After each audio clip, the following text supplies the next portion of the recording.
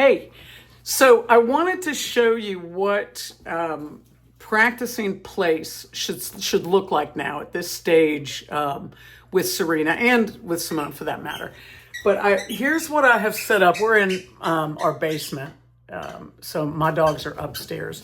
But you can see that I have set up the cot for Serena, and I have a tether that is tethered to this table. The table's heavy. But you can see that hello, excuse us, thank you. The tether only goes just so far, right? So that she can get a couple of paws off, but she can't go far. That makes it easier to enforce. And then perpendicular, this bed I will use for Simone. I'm not going to enforce a lot of place with Simone. I'm mainly going to put her over there if I need her just to stay still for a minute. So if they are both on place, they're together, but they can't touch each other. That's the trick. You don't want them to be able to touch each other. Okay, let me back this up so that you can see this in full gear. Forgive me because I'm about to go out of camera a little bit. So this is literally what a practice session looks like. This is something that you want to do when you have 10 minutes, maybe even if you take a break at work. So these two have been playing. I deliberately gave them about 10 minutes of time to rock and roll, tennis ball. This toy kept them really busy, squeaky and crunchy, that they've been playing together with. So I wanted to give them a chance to have some time together to expend a little bit of energy. So now here's what I'm going to do. Keeping in mind that we have that tether permanently arranged over there. I'm just going to grab Serena's collar. Good girl. Ready? Place. Good girl. And I'm going to immediately snap her on so that this tether can do a lot of the work for me. Now, right now, Simone's off camera. She's just hanging out. So because everything's peaceful, up. See how she sits down? We still got to get all four paws on the bed. There may come a time, good girl, there may come a time when we will let those paws hang off, but this is not that time. So you see how easily she's stepping off? I'm going to pull the bed out a little bit. There. So the trick, here we go, we'll watch and see if she resets. When she steps those two paws off, yes, good girl. When she steps those two paws off, it puts pressure on the collar so she backs up to make it more comfortable. Now, that tether is loose enough that she can sit, stand, or lay down on the cot comfortably.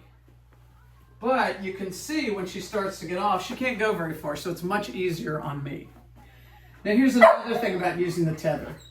Don't rush to reset her. See if she'll reset herself, like right here. I'm going to give her a second. And I might give her a verbal, but if I'm sitting in a chair, hip. Go. And she'll tell me she needs more direction than that. There you go. So now I'm going to do what is really difficult for a dog. I'm going to sit here on this sofa. With Simone. And I'm just going to reset her. It's a calm and non-urgent practice session. So with Simone here with me, she's going to keep trying, and I'm just going to put her back on. So every time that she steps off here, that is a teachable moment. So I don't mind it at all. It's not frustrating to me because I know that every time we do this, she's going to understand it better.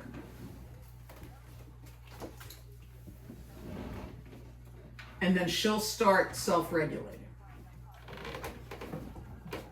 Now, the one thing I want to make sure of as Simone sniffs around here is I don't want Simone to go bother her. I don't want Simone to get up where she can touch her.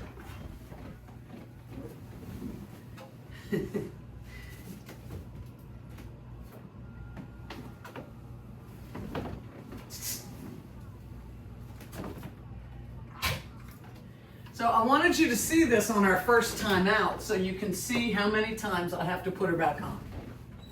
That is not an indication that she doesn't understand it. This is the first time I've done it with her.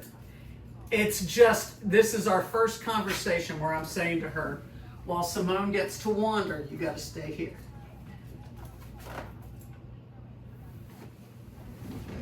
So what you're going to see is that after I do this, she's going to start to reset herself. Now I can give her any kind of verbal, but the goal here for me is, number one, to make it clear to her what I want. Number two, to make it as easy on me as possible. So Simone is just out of camera, but she's picking up that toy that I showed you. There you can see her. So Simone is the perfect proofing. Now, the barking tells us that she knows she's supposed to stay put. So right now, she's trying to get to the toy, which I don't think you can see. Good. See how she's starting to reset herself when I move toward her? Good. I'm going to give her a second to figure it out. And then if she doesn't, I'll just put her back on.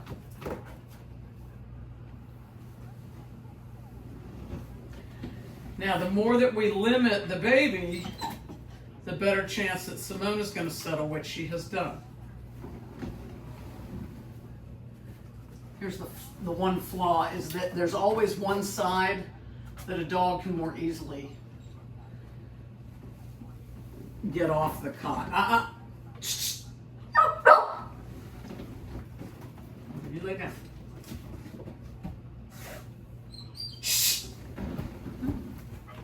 Good. Nope. Simone, leave it. Get back. Go.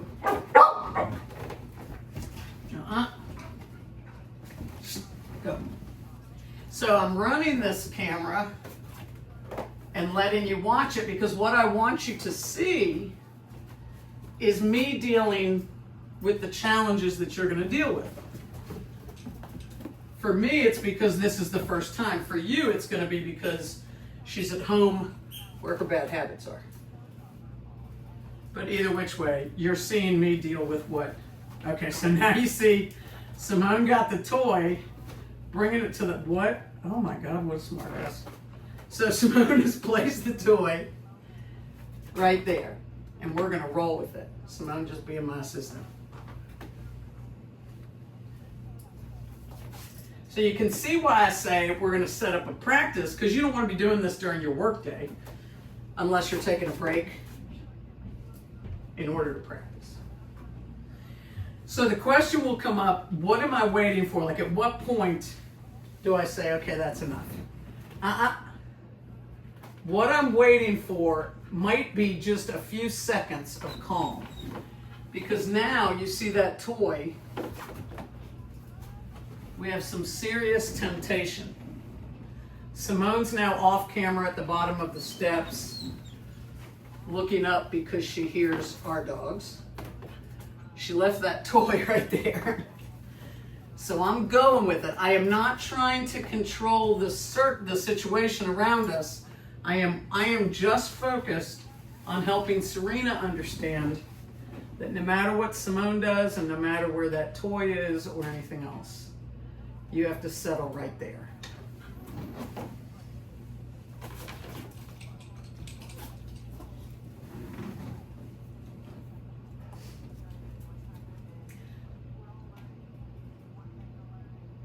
So Simone's just walking around checking things out.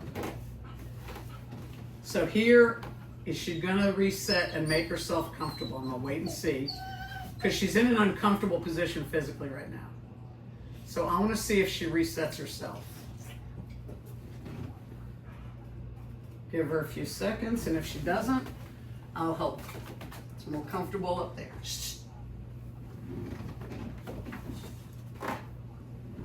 So this time I'm choosing to stop her from getting off.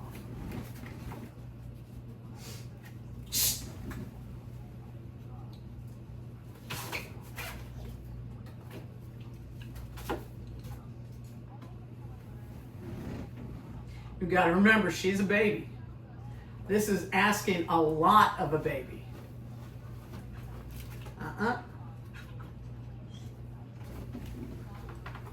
So I think you can see that Simone just laid down with the toy. Now you notice I'm not telling her to sit or lay down right now, because I want one thing to be working through her brain right now, which is you cannot get off the bed. I don't want to throw other things in there to confuse this lesson.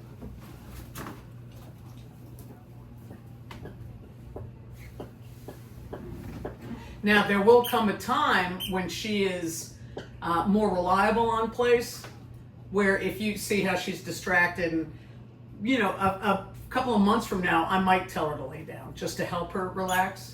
But before we get to that place, I need to know that she understands place for what it is.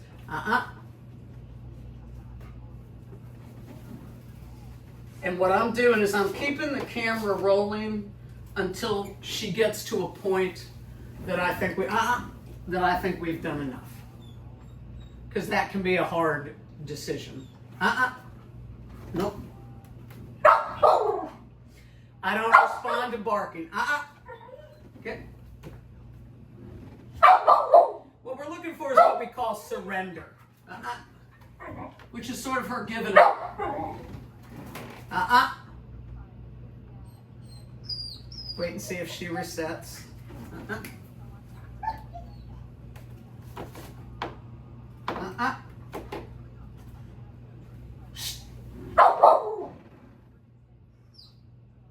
So if you did this like during your workday, if she's at home, if you took a break in the morning in between, you know, starting your day and lunch, and then a break in between lunch and the end of the day, and you just did 10 or 15 minutes of this, not only would the training be useful, but it would be mental exercise that would help her day in a crate. So now she's getting pushy, she's getting into like resistance. We just keep doing what we're doing.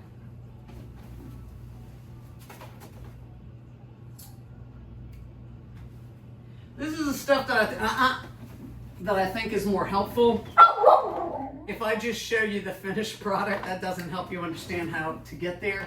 It also doesn't show you the reality. So I want you to see the reality. And this is it. So obviously, better than half of this process is about human patience. And knowing that the payoff is going to be well worth it.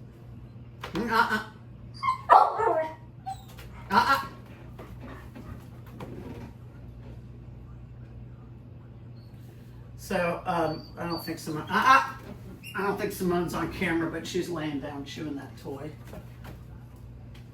I'm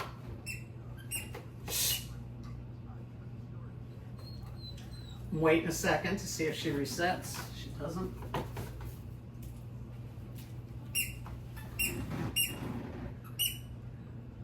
You can probably hear the squeaking.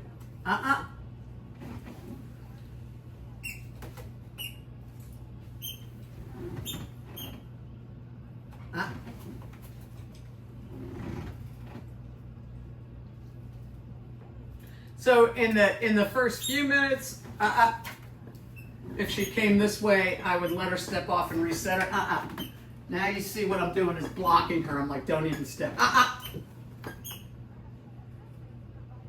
Okay, I don't know if you can see her head, but there's one paw on the ground right now, and she's otherwise laying there. I'm gonna let that go, this one paw on the floor. And the reason I'm gonna let it go is because she settled down. She just like, So if she stays here for, I don't know, maybe a minute, I'm gonna unhook her and break her. What I'm looking for is that she has surrendered and she's just gonna stay on the place. So if that means she's gonna do that with one paw on the floor, whatever. But there was a solid 10 minutes here of her trying to put one paw on the floor when her energy was still higher. But now one paw on the floor while she's like just about on the verge of falling asleep, that's different. So it's more about her energy than the actual location of the paw. So this is good. And this is where, good girl. Okay, break. And I make sure she gets off. And now she's back over there with Simone. All right, let's see how long. That was 15 minutes. So there you go. It took me 15 minutes to achieve that. So show yourself some grace and patience and just devote. I'm going to take a 15-minute break and do it. All right, over now.